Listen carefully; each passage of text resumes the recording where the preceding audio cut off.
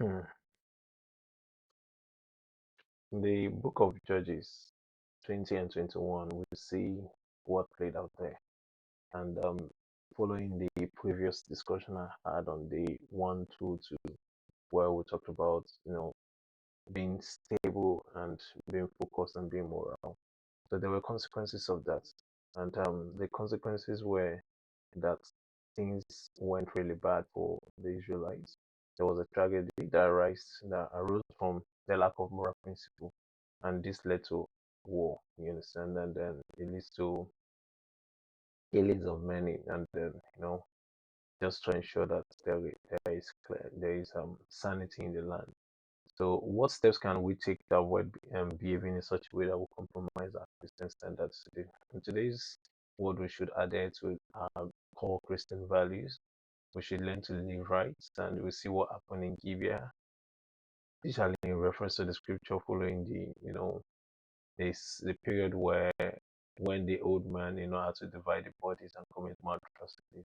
There were reactions, and that led to the cutting short of opportunities that men and women in the land were killed, and they had to be seeking for wife, and there were some vows that were also made as a result of that anger that was in the heart of the people. But here we are. We need to behave in a way that our Christian values will not be compromised. If it is not compromised, we stand a better chance in the world that we live in today to live a better life. And the second aspect of my reflection today, Paul taught that God's strength is made perfect in our weakness. Are there areas in our life where we find it challenging to really rely on God's grace and power? Well, I think we live in a world of distraction, and we are constantly struggling to focus on what we should be doing.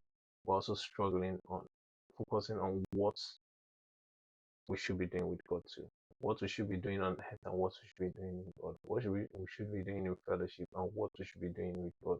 But still, we're struggling to focus on fellowship.